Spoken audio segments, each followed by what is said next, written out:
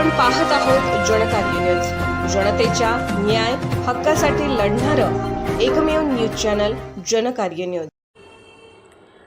श्री ज्योतिबा यात्रेला भाविकांचा उत्स्फूर्त प्रतिसाद। रत्नागिरी येथील श्री ज्योतिबा यात्रेला यंदा भाविकांचा उत्स्फूर्त प्रतिसाद लाभला।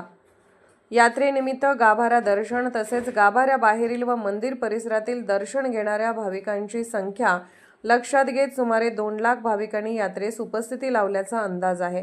भाविकांच्या वाढत्या संख्येच्या पार्श्वभूमीवर दर्शन व्यवस्था, गर्दी नियंत्रण, सुरक्षा, वाहतूक व्यवस्था, स्वच्छता, अन्न सुरक्षा तसेच भाविकांना आवश्यक सुविधा उपलब्ध करून देण्यासाठी प्रशासन आणि देवस्थान समितीच्या वतीने व्यापक नियोजन करण्यात आले होते।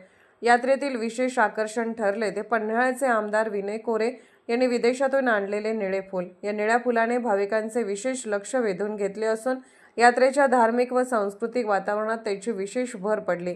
यात्रेच्या व्यवस्थापनामध्ये प्रांत अधिकारी समीर शिंगटे, पोलीस उप अधीक्षक प्रणेल गिल्डा, तहसीलदार पन्हाळा माधवी जाधव शिंदे, गटविकास अधिकारी सोनाली माडकर तसेच अन्न सुरक्षा अधिकारी व्ही.ज. पाचपुते यांच्यासह विविध शासकीय विभागाच्या अधिकारी व कर्मचाऱ्यांनी महत्त्वाची भूमिका बजावली।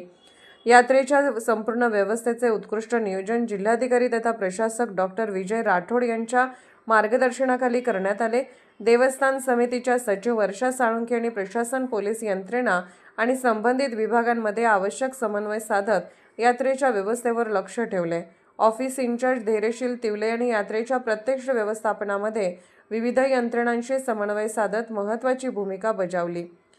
मोठ्या संख्येने भाविक उपस्थित असूनही प्रशासन, पोलीस यंत्रणा आणि देवस्थान समितीच्या संयुक्त नियोजनामुळे यात्रा शांततेत, शिस्तबद्ध आणि सुरळीतपणे पार पडली।